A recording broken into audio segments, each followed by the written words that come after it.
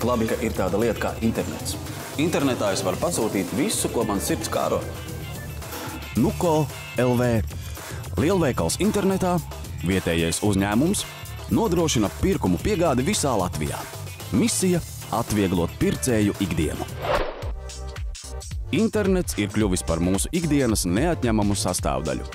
Internetā mēs iepazīstamies, sazināmies ar sen nesatiktiem draugiem un tagad varam iepirkt arī ikdienai nepieciešamas preces, nestāvot garās rindās un nestiepjot smagus maisiņus.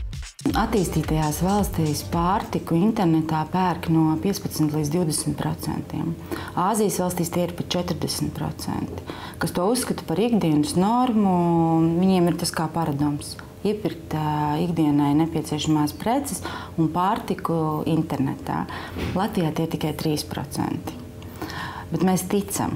Nuko LV tic, ka Latvijā šis skaitlis aug un izaugs. Nuko LV garantē, ka mēs esam vietējs Latvijas uzņēmums un garantējam drošu gan piegādi, gan apmaksu. Un tie cilvēki, kas par to ir pārliecinājušies, viņi atgriežas un atgriežas. Garas darba stundas, veselības problēmas un pat mazulis.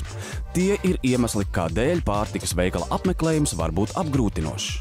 Tās ir gan jaunās māmiņas, kurām rūp savu bērnu drošība un veselība.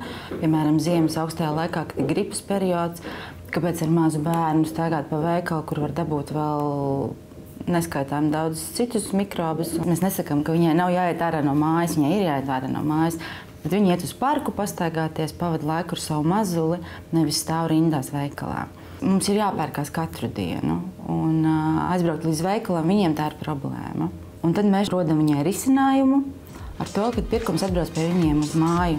Cilvēki, kuri rūpējas, lai mūsu ikdiena kļūtu vieglāka, ir maza, bet ļoti atsaucīga un iniciatīvas pilna komanda. Lai gan lielveikals internetā dzīvo virtuālajā pasaulē, tam pakārtotas reālas lietas – sortiments, noliktava un piegādes servisa komanda.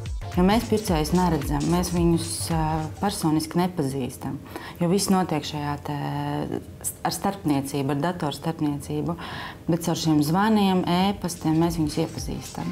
Un kad mums atnāk vēstules no pircējiem vai zvani ar paldies, ka es visu saņēmu un viss ļoti patika, man apmierināja, tas ir tāds ļoti liels gandarījums katram. Un katrs to tā izjūt, jo tas ir vislielākais paldies, ko mums var pateikt.